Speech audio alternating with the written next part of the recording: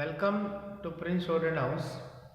Students, हमारा YouTube channel Prince Shorthand House daily upload करता है डिक्टेशंस और स्पेशल डिक्टेशन चल रही हैं। कुछ डिस्ट्रिक्ट कोर्ट, कुछ हाई कोर्ट और पार्लियामेंट्री रिपोर्टर के बच्चों को रिपोर्टिंग के लिए बच्चों के स्किल टेस्ट हैं।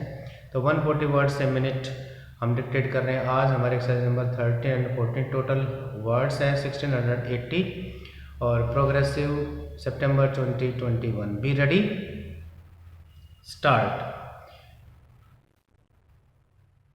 In the judgment, it is seen that the Supreme Court held it is the distributor who can refer the matter to arbitration and not the respondent, and as such set aside the judgment of the High Court appointing the arbitrator. The issue before the Supreme Court was not with regard to whether there is any arbitration clause, but who can invoke the arbitration clause. The judgment is not applicable to the facts of this case. Having considered the judgments referred to by the learned counsel for the party, this court is of the view that the issue in the case in hand is adequately covered by the judgment of the Supreme Court in the case of INDTEL Technical Services Private Limited as followed in Everest One Elevator Guide Rail Manufacture Company Limited, in as much as from the perusal of Article 28 of the agreement, it is clear that the petitioner has an option either to get the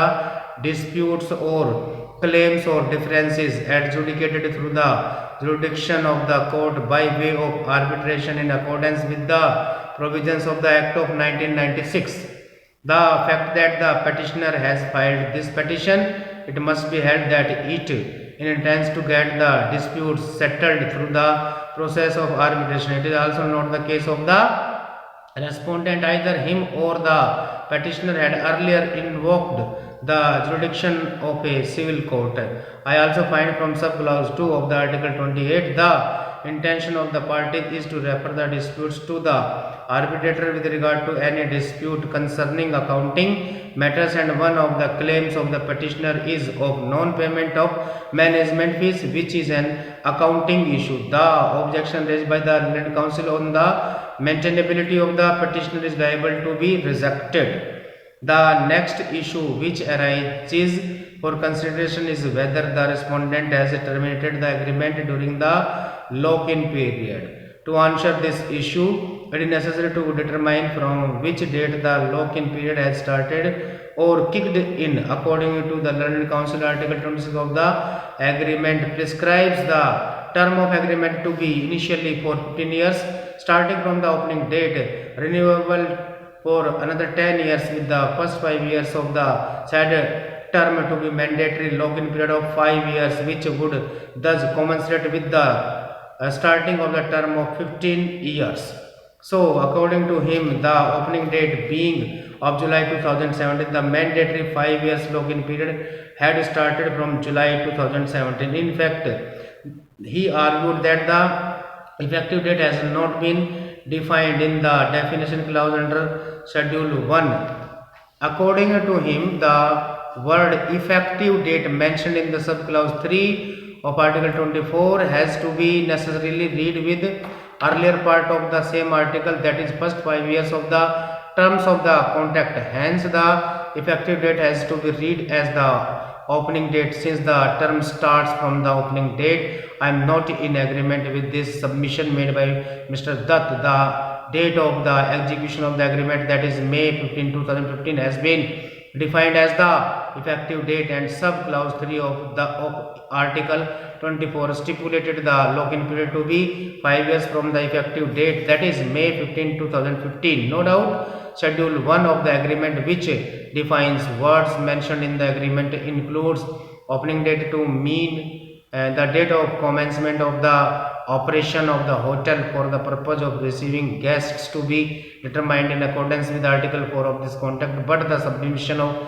learned counsel that the agreement prescribes two dates, that is effective date, the opening date, for the reason that since the hotel had to be constructed before being operational, and the petitioner having the necessary expertise, and in terms of recitals 3, 4, 5 and 6 read with Article 2 is required to provide professional advice regarding architecture, engineering, interior designing, furnishing, etc. from the effective date for which the petitioner was paid Rs 15 lakhs by the respondent for pre-opening services in consideration of the management fee promised to be paid by the owner is appealing. In substance, the plea of London Council is and certain obligations have been imposed on the petitioner to be performed during the construction of the hotel, which started immediately and continued till the hotel became operational.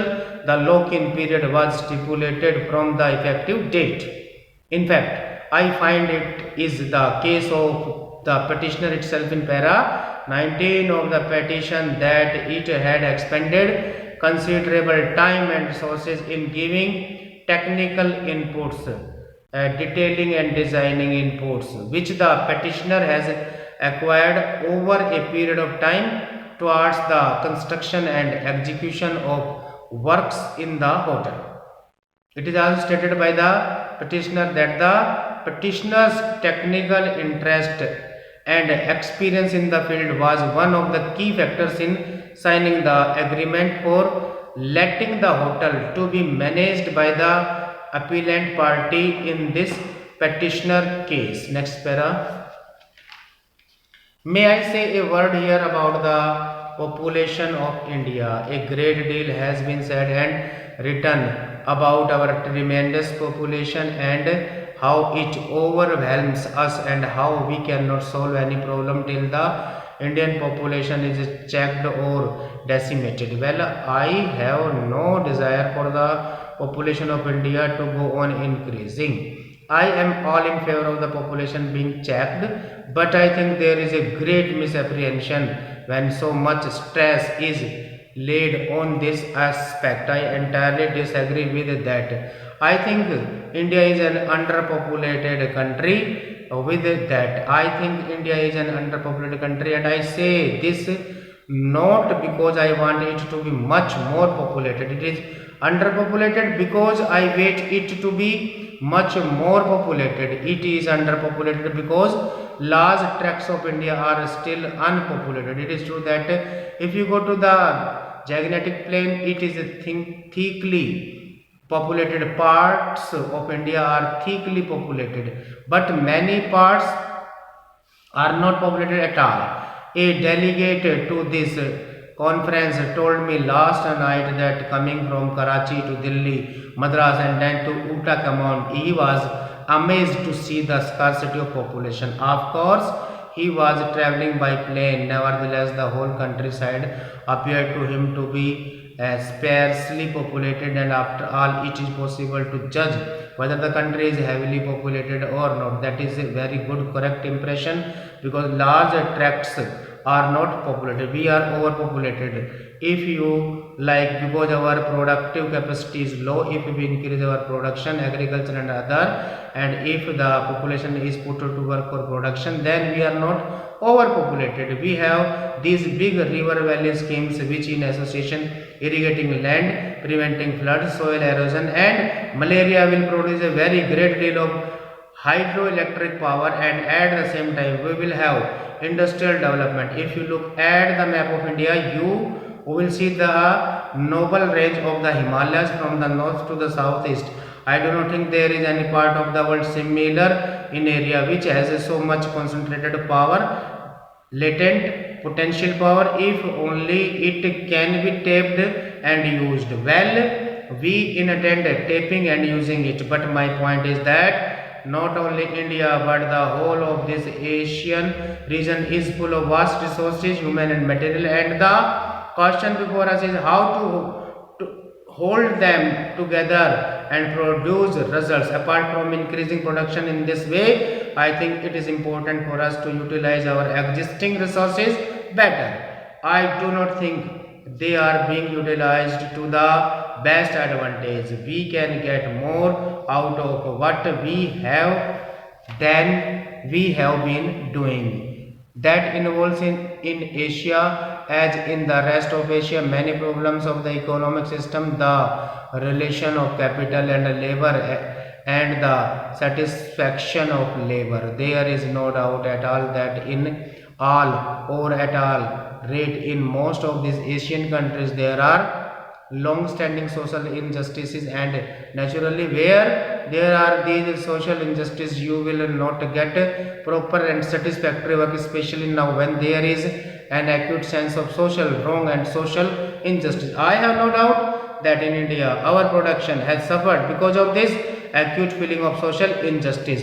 An individual or a community may undertake to shoulder almost any burden. We have seen during the last war how nations put up with the most enormous burdens in the shape of suffering and sacrifice, but always when there is a sense of sharing the burden inequitably, the burden being greater on some than on others, the sense of injustice becomes greater, and you do not have that harmonious working and cooperation which is quite essential today more so than in the past. Therefore this problem has to be viewed from the human point of view, quite apart from a purely economic point of view.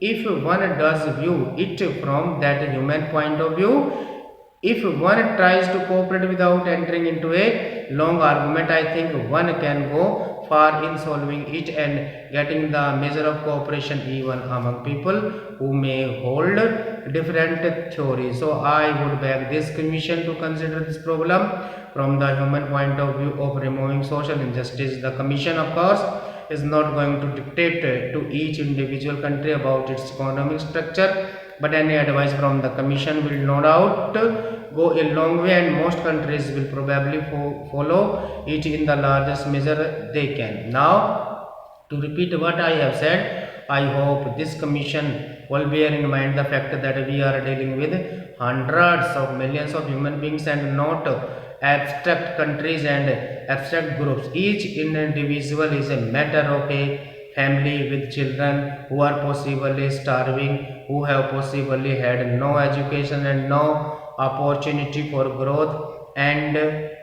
advancement. I mentioned right at the beginning certain parts of Asia which have not completely solved their political problems. Stop and thank you very much.